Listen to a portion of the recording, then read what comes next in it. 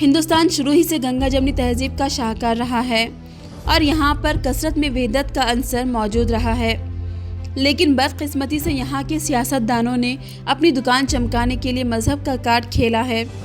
مذہب کے نام پر دو فرقوں کو لڑوا کر اپنی روٹی سینکی ہے۔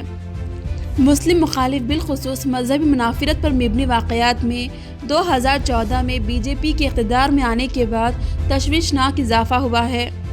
بی جے پی کبھی لو جہاد تو کبھی ماب لانچنگ اور کبھی تبدیلی مذہب قانون کے نام پر ملک میں نفرت پھیلانے کی کوشش کرتی ہیں۔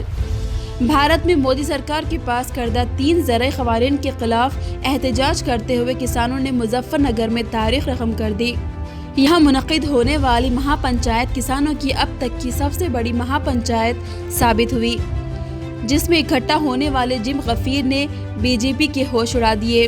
مہا پنچایت سے خطاب کرتے ہوئے کسان لیڈروں نے وزیر اعظم مودی اور وزیر اعلیٰ یوگی آدتیہ ناتھ دونوں کو للکارا اور ان کی حکومتوں کو اکھاڑ پھینکنے کا پختہ عزم کیا۔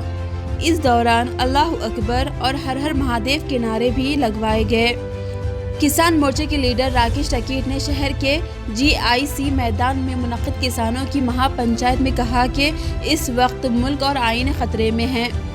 انہوں نے وزیر اعظم مودی اور وزیر داخلہ امت شاہ کو اشاروں میں نشانہ بناتے ہوئے کہا کہ یہ دونوں ہی باہری لوگ ہیں، ان سے ملک اور دستور کو بچانا ہے۔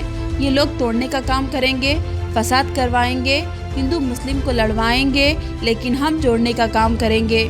آن جہانی مہندر سنگھ ٹکیٹ کے دور میں اس ملک میں اللہ اکبر اور ہر ہر مہادیو کے نعرے ایک ساتھ بلند ہونے کا حوالہ دیتے ہوئے راکیش ٹکیٹ نے بھی اسٹیج سے یہ دونوں نعرے ایک ساتھ لگوائے اور فرقہ وارانہ ہم آہنگی کا پیغام دیا۔ پہلے بھی نعرے لگتے تھے جب ٹکیٹ صاحب تھے، اللہ اکبر،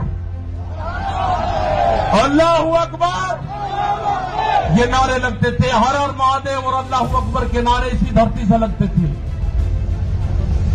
یہ نعرے ہمیشہ لگتے رہیں گے، یہ نعرے ہمیشہ لگتے رہیں گے۔ دنگا یہاں پہ نہیں ہوگا، یہ توڑنے کا کام کریں گے، ہم جوڑنے کا کام کریں گے۔ کسی غلط فہمی میں مت رہنا۔ بیورو رپورٹ تبصرہ پوائنٹ۔